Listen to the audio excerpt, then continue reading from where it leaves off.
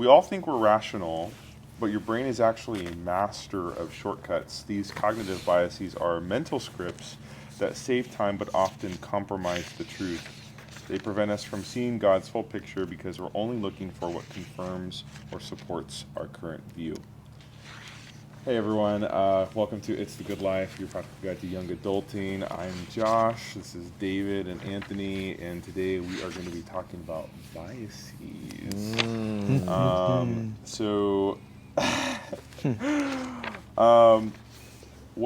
What do you feel like are some sort of, what is your perspective on like what a bias is, just generally speaking, just like as far as you were? I know, David, you're going to be more of a professional on this one than perhaps Anthony or myself.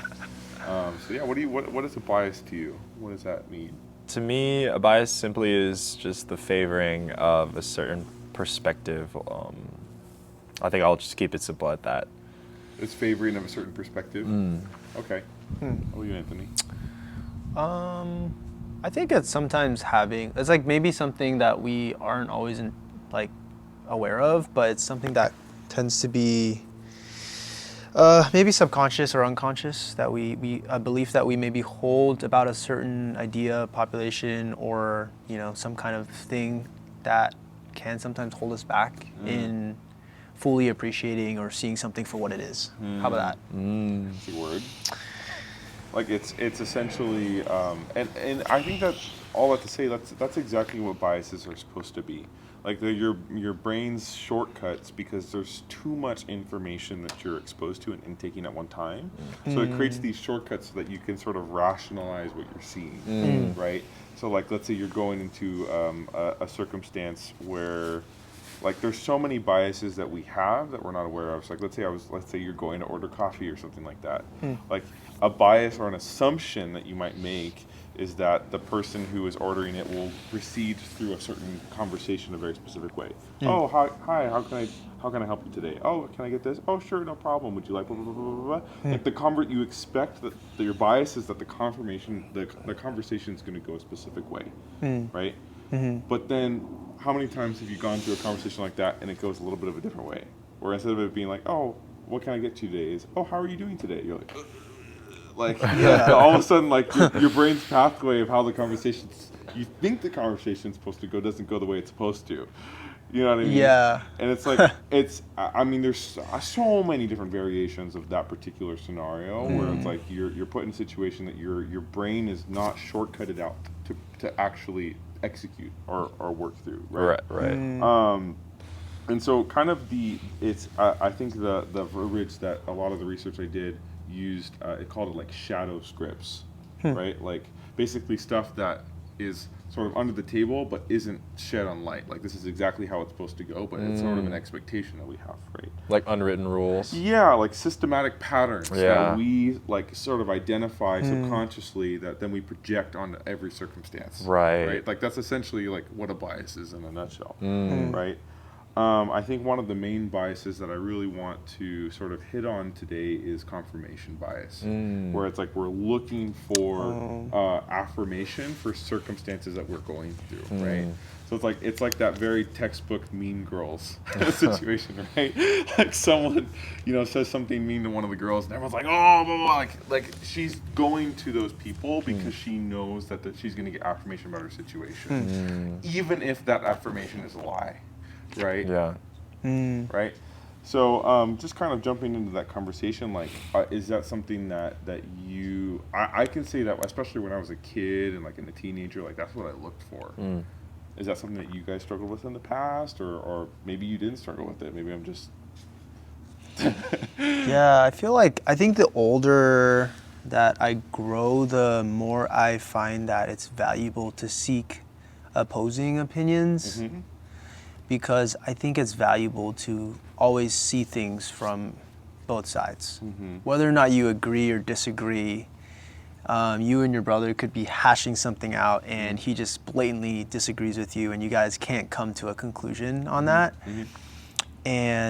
But I think it's really helpful to see their side of it too, because it provides you a certain perspective to see where your beliefs or your arguments might be a little bit weak. Or you know, biases. or your bias. Might Yeah, be false. right. Yeah. I'm just calling it. Yeah, Yeah. and I think that's definitely valuable. I think whereas when I was younger, I think a lot of the route that I took was just being kind of just looking for more of those things that would validate me, you know, and That'll I validate think your perspective. yeah, and that ultimately left me in this bubble of just doing what I thought was good, and wasn't always maybe what was best though. Yeah. No, that's interesting because I think you're kind of going between like belief and bias, like kind of similarly, right? Where it's like you go into it. So I think that's often where bias can be a negative thing, where it's like let's say we were having a conversation about the best fast food restaurant. Yeah, right. As a hypothetical, not that we're really going to argue about this, right? I'm just kidding. Yeah, which is Chick-fil-A. Yeah, well, In-N-Out is the better one, you know. I mean, let's say that. Yeah, let's just say it's Chick-fil-A. Let's just say that it was In-N-Out. Okay. What about local businesses? Chick-fil-A. But let's say we were going into that conversation, right? Sure. And you go into that with the belief that Chick-fil-A is the best fast food restaurant. Yeah. Just say hypothetically. Sure, right? sure. Yeah. I think that where bias and belief come in when it comes to being able to grow from a conversation like surrounding belief is that you go in looking for affirmation that that's the correct answer, right? So it's like you come into the conversation and you say, I think Chick-fil-A is the best fast food restaurant, and I say, you know what, In-N-Out is the best fast food restaurant. Confirmation bias would say, you know what, I don't believe you. I'm going to talk to David. And David says, you know what? Chick-fil-A is the best restaurant. And I'm like, you know what? You're so right. Right? So it's like confirmation bias is like your lens of only looking for things that confirm and affirm your beliefs, right? But to your point, like, what growth is there in just looking for affirmation that supports your belief, right? Versus if it would be a different story if you said, I believe Chick-fil-A is the best restaurant. And you come to me and I say, In-N-Out's the best restaurant. And you said, you know what, I've actually never been to In-N-Out before, so tell me about it. Yeah. I say In-N-Out's blah, blah, blah, blah. I give you the whole spiel. Right. And you say, you know what, I still believe that Chick-fil-A is the best restaurant, but I have more reason to believe that In-N-Out could also be a upcoming second. Yeah, I mean, so I guess is confirmation bias always a bad thing because it limits us to one set belief? You know, is it because like what about the That's a idea? good question. I mean, what about the idea of Yeah. like surrounding yourself with like-minded people? Is that not essentially confirmation bias in a nutshell? Ooh, that's a really good point. Yeah. It kind of would then push against like going to church. Because like church is all going, it's surrounding yourself with people who are like-minded and similar belief, right? Right. So where do you draw the line in the Where do sand? you draw the line in that? It's like, I guess what you're saying is like, is confirmation bias a bad thing then? I think maybe the conversation we're trying to get to, and I want to pose this to you too, David, is like, I don't think it's all confirmation bias or all not confirmation bias. Like, there are circumstances that I think you do need to be surrounding yourself with people of the same belief system. Like, going to church, for example. Like, you need to be affirmed in that, and you need people to hold you accountable even to the same belief system, right? Yeah. That's a whole different conversation that we could get into. But then the secondary part of that is, like, you don't want to entirely rid yourself of people in your life that may disagree with you or push against your belief or challenge your belief. Yeah. You know what I mean? Because I think that in some senses, having that challenge actually produces confirmation in of itself. Oh, I actually believe this more because like I was contended. Or the other outcome, which is also good, is like you're making me understand other beliefs better. You know. I don't know if that answers your question. Yeah. I think for me, the more I dive into the deeper I go into the things that I do, I realize that it's harder and harder to actually find confirmation bias because the closer you are, I guess, to being different than everyone else, the harder it is going to be to find Actually more find people like you. Yeah. Right? If you're someone that, I don't know, David, like loves bouldering or loves going on difficult backpacking trips, and there's not a lot of people that do that, How do you find then how do you continue to be confirmed that this is something that you should do or that's something that's good for you? You know, like who are you talking to in terms of, is it just your self-talk, or are you just doing this thing because you know that there's this one friend that comes to mind and he does it and I want to be like him? Like, you know what I mean? Like what is it about that thing that keeps you doing it if there is only so many people doing it? It's a really good question. I think what I'm thinking and pondering on is the idea of recognizing what your relationship amongst all the other avenues of your life looks like, and then how much confidence do you have in believing within yourself. And what I mean by that is, if you truly have a relationship with God and you have Christ as your priority number one, then you should, and it doesn't require you to seek validation from anyone else. Who cares?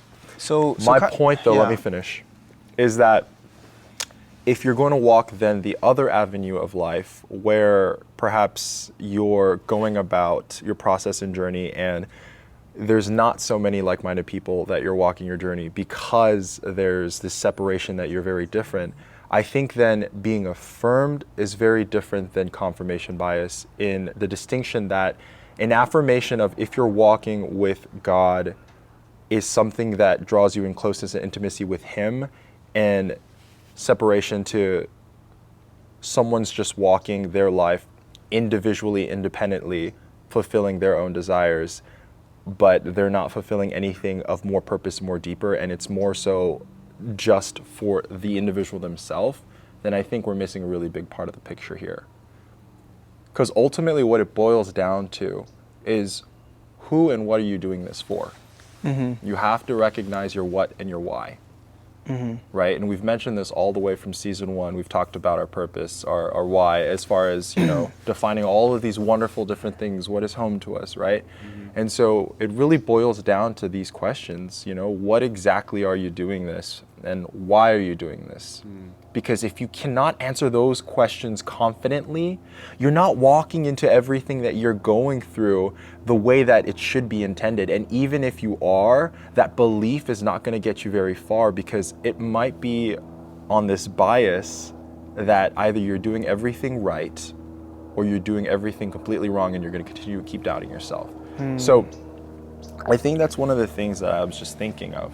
But you had a question that you wanted to... Yeah, I mean, so to paint the picture rather than just kind of talk about it as an idea, I'm curious if you can walk us through that idea. Like, what made you, for instance, decide to, and this is, I think, part of like the story that I think is really interesting too. I'm curious to hear your side of it. Is like, what made you want to, for instance, like not move home and stay out here as a college, as like a post-grad life? Because most, like over 90% of people will move back home. But go back will home. do that because it's I mean, the financially reasonable thing to do, right? And I don't blame that. That's a really choice. big thing, yeah. Yeah, and that's what, you know, that's kind of like the next step. That's almost maybe the most, the road most traveled.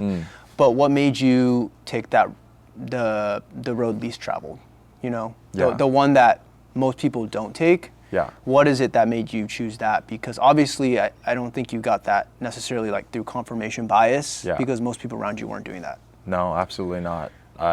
So walk me through that. From what I know, how did you come to that decision? So how I came to that decision. So breaking down what you asked me as far as the question, I do affirm that the idea of people post graduation, they'll go back home. I think it's reasons for financial security. I think it's for safety and security of other reasons, mental, emotional, perhaps. And then if it was unstable, you come from a dysfunctional household, then maybe it's just that they provide an environment, atmosphere, such as a home or a house of shelter over your head. And maybe there's food involved, which is nice. These are all things that factor into your physiological needs being met, right? The reason that I chose to take the road less traveled, great poem, but also a great concept that is biblically written. I mean, the idea of not conforming to the world for me is a really big thing. And so when I see things like, oh, people are just going to go back home and they really like want to be secure and safe, I think that's totally an okay decision. But why my pushback is on that is because all the beautiful things that we talk about, fear, doubt, anxiety, depression, navigating uncertainty, these things are what allows us to actually develop. This is what allows us to grow as human beings. If we cannot confront this of us, then there's no sense of healing from what we've come from, but also no growing out of where we currently are, right? I can't be a business owner or someone who wants to run for office or, state governor if I'm not in a position that is actually being challenged and stressed and growing and developing, right? Yeah. So when we talk about this conversation of topic, that's what I'm meaning when a lot of people question that. They ask, what's the point of you being out here in California? And I think a big part of that is recognizing that why shouldn't I? Why not? Why take chances where they're so easily and conveniently given? I mean, it kind of sounds almost like the choice that most people don't take has some sort of appeal to it. Just because I guess it in some ways maybe sets you apart, Yeah. Yeah.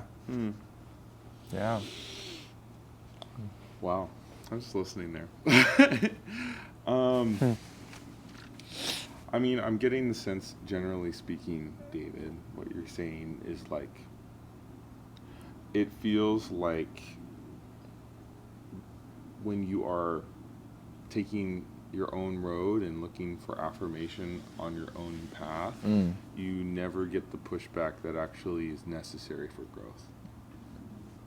That's essentially what I'm hearing, right? And so it's like what I'm hearing you say is like, don't take the easy road, right? Because you're going to get exactly what you'd expect to get out of the easy road, which is like very little resistance, and you're going to have a very easy ride in terms of your beliefs, right? Everything's going to be affirmed. Everything that you think is right is going to be affirmed that it's correct, and you're going to stay the same person your entire life.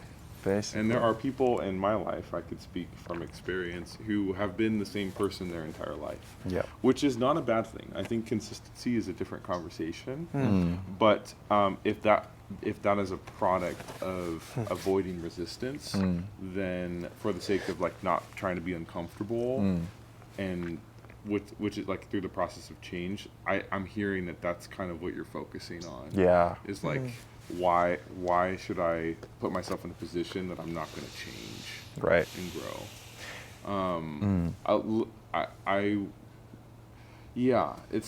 That's an interesting point.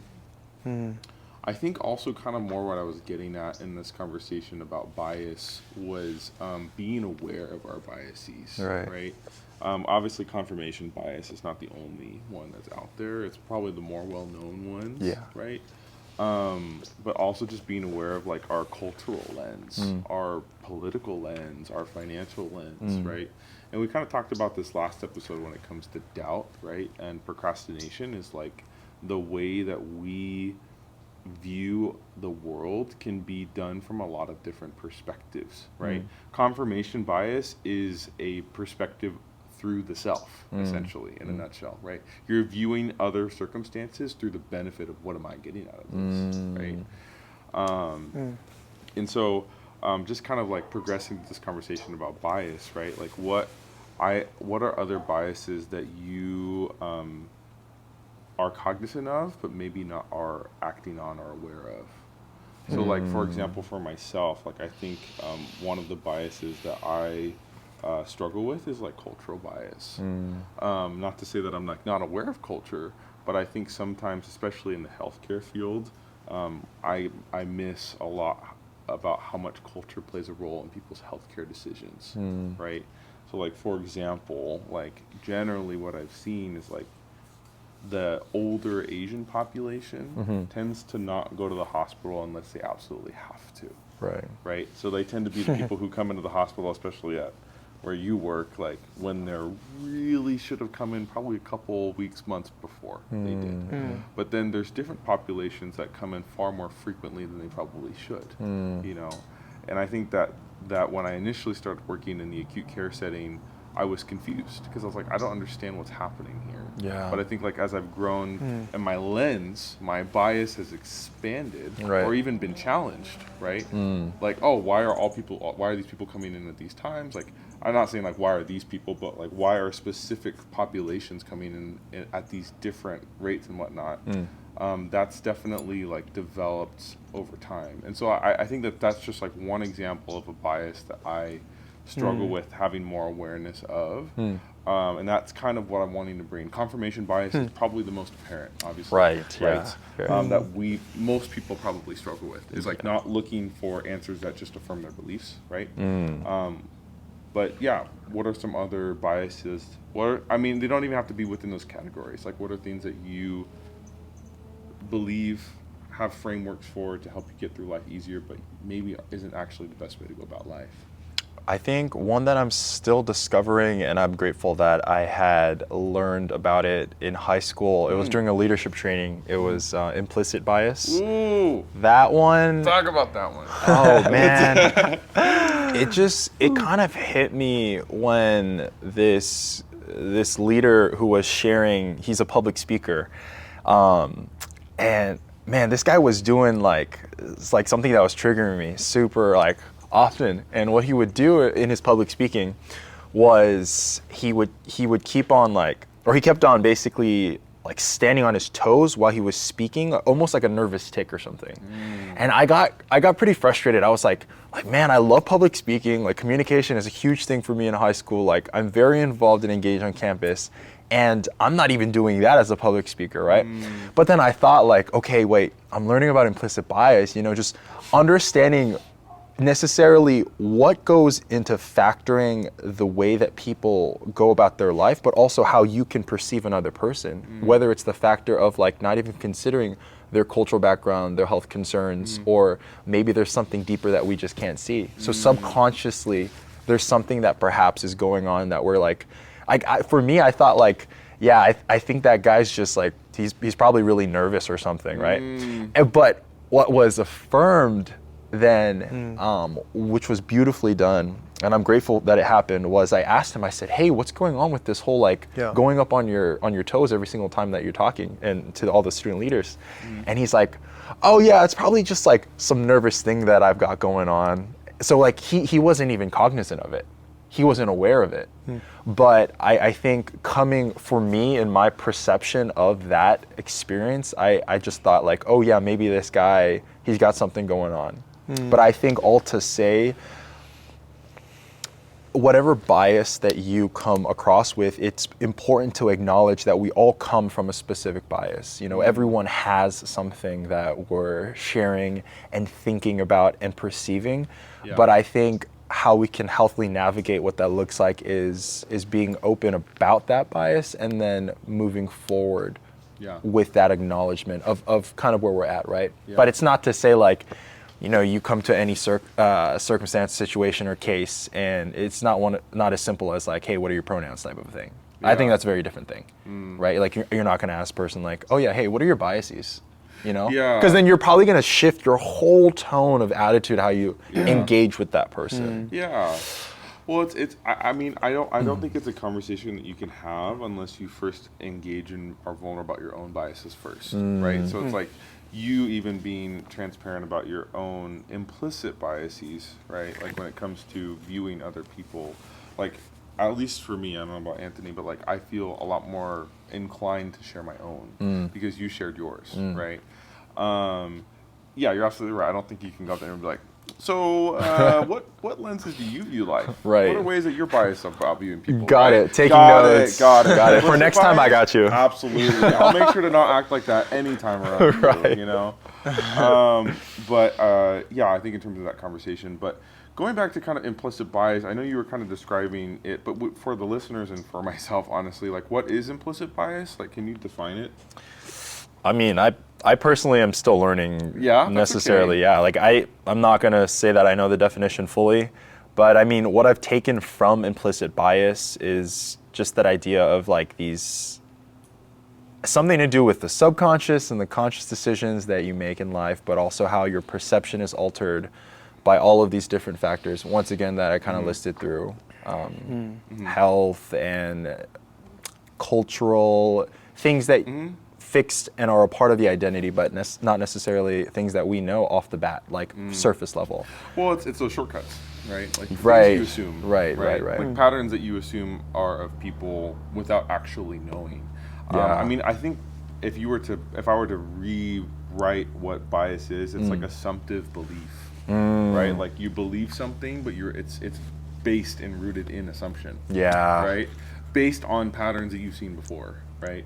So it's like that implicit bias about that speaker, right? Like it's a bias that you developed as a result of maybe seeing speakers who are more confident, Right. or less nervous, Yes. who don't have those tics. Right. Where you're like, oh, so a speaker should be like this. Yes. And when something disagrees with that perspective, then you're like, huh, something is off here. Yeah. When actuality, it's not off. It's just an exception Yeah. to the patterns that you've seen before. It's like an addition that this guy's doing, and he Yeah. still he was still a great, wonderful Speaker. public speaker. Yeah. He got the message across. Sure. Everyone was very engaged, and he was confident about the way he spoke. Yeah. It was just that one thing, you know. And so maybe other speakers, it could be like they gesturize too much. You know, they're throwing all these hand gestures, emotions out. Maybe they smile too much. You know, like literally that could be the equivalent of this guy, you know, going up on his toes so frequently, right? Sure. So Yeah. things like that, yeah. Well, yeah, Anthony, what's a bias that you feel like you are aware of but working on? I think, I'm not sure if there's a specific name for it, but sure. I think it's probably just the idea of like judging a book by its cover. And I think it comes in a lot of forms, but oftentimes I think I walk into experiences, and maybe it's helpful here to also talk about kind of like where biases come from, because I think one of the big things is like our upbringing, which we've brought up a little bit. In terms of maybe like past memories, past things that have happened, events, whatever it is. But I think all of those things contribute to our current worldview. Yeah. And I think our current, our paradigms of how we understand the world, our understandings of our surroundings is largely due to those ways that we were taught how to understand it. Namely the way our parents raised us. You know, so if it's from a traumatic history, then you're going to see the world through maybe a different lens than someone who has brought up through a very, you know, healthy, wealthy family, you know? Yeah, And totally. so I think for me, I was fortunate enough to grow up in a very healthy, somewhat healthy, dynamic home where it felt safe for me to explore new things. Yeah. And I still reflect on this as an adult. It's really interesting as I am in this process of adulting. It's like kind of questioning like, why don't my parents question more of what I do in terms of like why aren't they like, no, you have to move back home or you have to do this. I think my parents have always, when I was younger, they would give me a more guided approach. But as I got older, it was interesting to see this in real time. Like they slowly went hands off and were like, okay, clearly we can't tell you what to do anymore. Like I'm just gonna let you do your own thing. Right. But to kind of like almost flip the script and be like, no, like I want you to tell me what to do now. Why are you telling me what to do? Versus in the beginning when I was a kid, it was like, no, I don't want to listen to what you want to say. I want to go my own path. You know, and it's this almost full circle moment of adulting where we start to see things the way our parents see them. Yeah. And it's almost like, man, like they go from this person of being a provider to someone almost as a friend that you consult for advice. Yeah. And that dynamic is definitely really interesting. But I think in terms of my relationship with bias, as I bring it back here, is just viewing things. And I think what's helped me is almost experiencing things kind of for the first time, every time. And what that means is like looking at an experience. About it. Yeah. And even if I've had experiences in the past, kind of revisiting it as something that like, hey, like what do I have to learn from this? Yeah. You know? Well, it's kind of actually trying to come at it from an unbiased view, right? Like, you know, you're going into circumstances with really no expectation and very little assumption about how it's supposed to go. Yeah. right? And I think that kind of going back to that and that sort of visualization I was giving earlier, right? Like talking about like going to Starbucks, right? And like the assumption of how the conversation's supposed to go. But like if you go into it with a little bit more of an open mind, if you would, about how it's supposed to go, there's really no way the conversation could go that you would be, quote, unprepared for, right? And I also think that kind of, to your point too, is like also a point to grow into and develop, right? So it's like if I were to go into every patient's room with an assumption about how it's exactly supposed to go, Yeah. then I would be disappointed all the time and thrown off and unprepared, right? Yeah. But like I think that's the flexibility that I think is required of nursing and required of healthcare and required of any job, Yeah. frankly, Yeah. is like the ability to be able to be flexible, not only like in a physical sense, like being able to run around and do things and kind of on a whim, but also like mentally, be like mentally flexible to be like, okay, well, everything that I believe comes from a standpoint, comes from my history, comes from experiences, but in no way is that like the finality of what the truth is, you know? Yeah. I think that's the beauty in it, though. Like, everyone comes with such a different story and background Yeah. that in some way, like, however small or big, we all view the world differently. Yes. I can view the sun right now and I can absolutely hate it because I was raised in San Francisco where it's always cold and this is not familiar to me. Whereas maybe if you're born in Hawaii or born in SoCal, like this is like you love this. Yeah. You know, and it's like we're seeing the same thing, and this is the interesting idea, is that we're seeing the same thing, but we're viewing it completely differently. Right.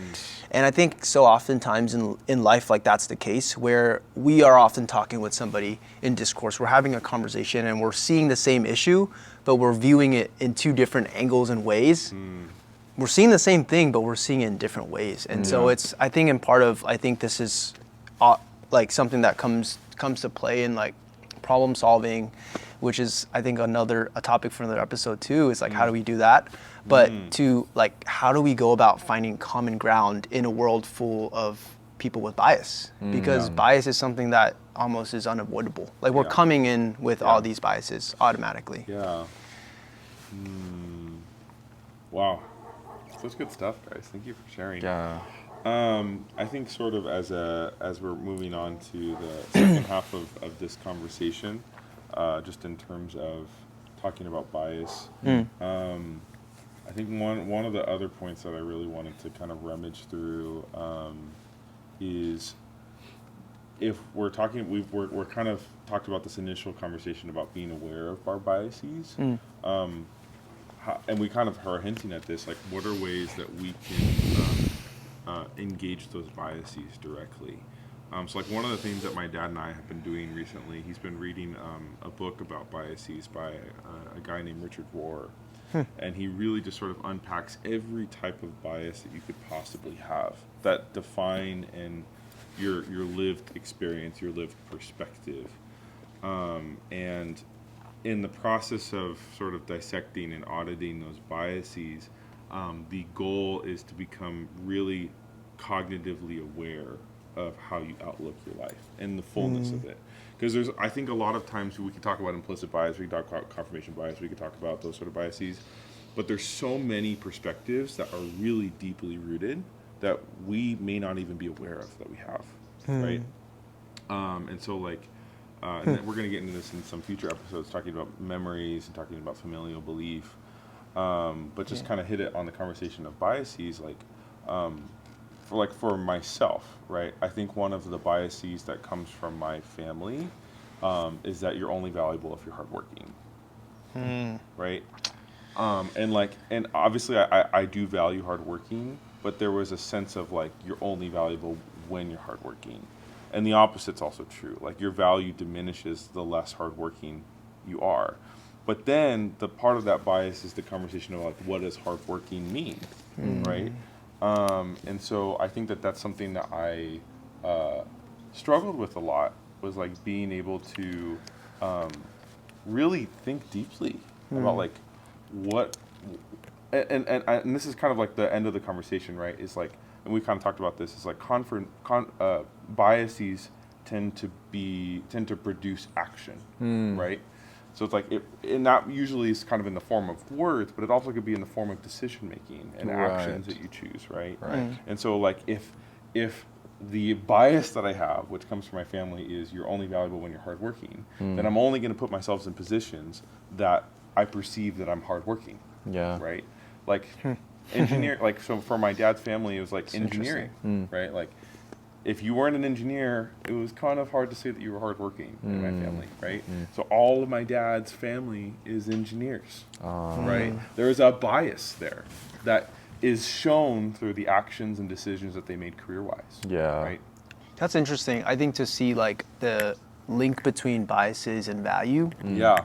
Which I think you drew a connection towards. And I think it's really interesting because the example that came up to my head is like the idea of like a PK, like pastor kid. And it's such a good example because I think you're in a situation where it's, you know, you're raised up in a Christian household, your dad is the pastor or whatever it is, and there's an expectation on you to like also be a pretty good kid. But then like the irony is that like a lot of PKs are almost the opposite of that, of like, you know, trying to be rebellious and do all that kind of stuff. And I think so much of what we perceive to be valuable is rooted in what biases we hold, you know, which is also rooted in our upbringing.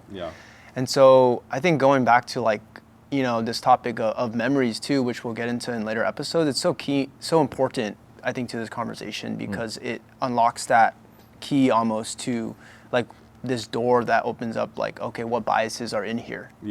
And then, you know, to explore that a little bit because so often we keep that door locked and not want to visit it and just kind of go around wondering like, oh, why do I believe this, and just kind of take it for granted.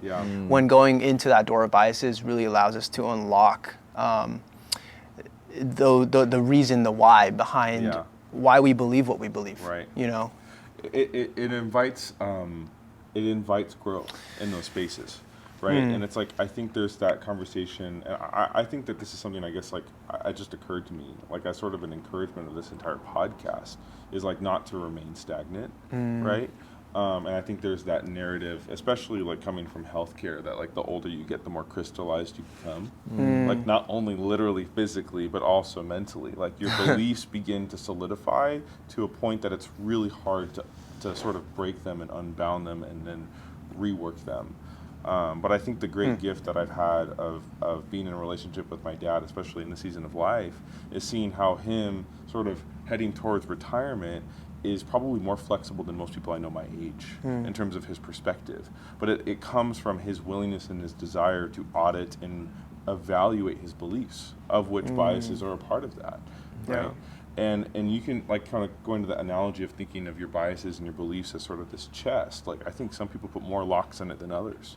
So many locks that they don't even remember what's in that chest anymore, right? Because it's so far, it's been so long kept away. Right? I think an interesting one you brought up, that idea of like almost ageism, is like the idea that the bias that like because you're like too old to do this thing, or you're it's too late, you know, and I think that often holds us back so much from doing the things we want because we think it's too late. No matter how old we are, right? Like that opportunity was so last year, or this isn't something that I'm capable of now because I'm in a different circumstance. You know? It's like so often we just write that off as it was too late when, you know, in fact it's something that, you know, we could possibly explore at this time. And that ultimately, and I want to throw this to you, David, too, is like that ultimately gets to the root of, I think, I don't want to say the negative side, but what bias does for our souls is that it withholds us from actually experiencing maybe the truth behind a circumstance, right? So like the whole confirmation bias, like thinking back to Mean Girls again, like they surrounded themselves with people who believed the same thing because they were too afraid to actually look at the truth, right? And that's what we do. Like, let's say you apply for a job and you don't get it. You surround yourself with people to say, oh, you know what? Maybe that wasn't the right job opportunity. You know, it's like, but the reality was, maybe it was a ball that you dropped.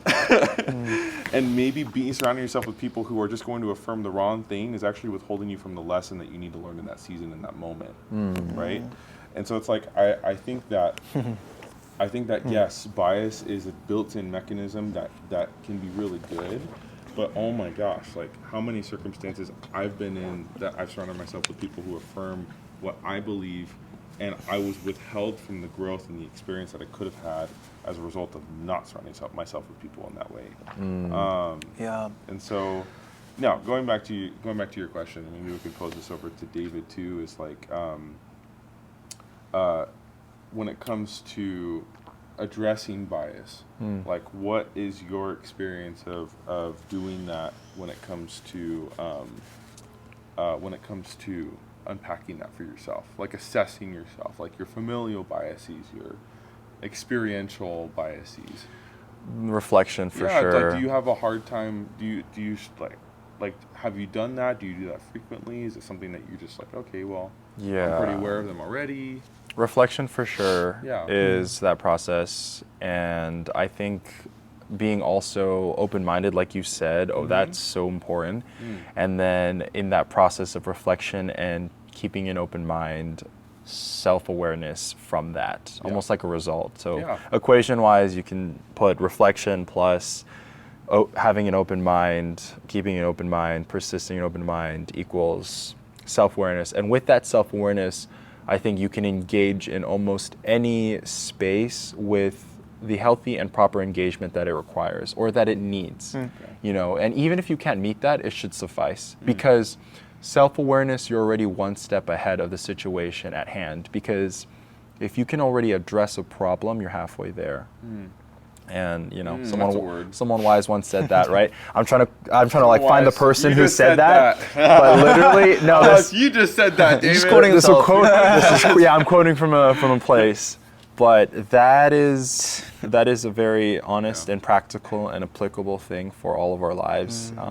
So I invite the audience, I invite you guys, I'm sure you already do it, guys, but this is a reminder to consistently and persist in that consistency of constant reflection, constant open-mindedness, and constant giving yourself the time to process and be so present, because in that you allow yourself to see so many parts of the picture that you don't know.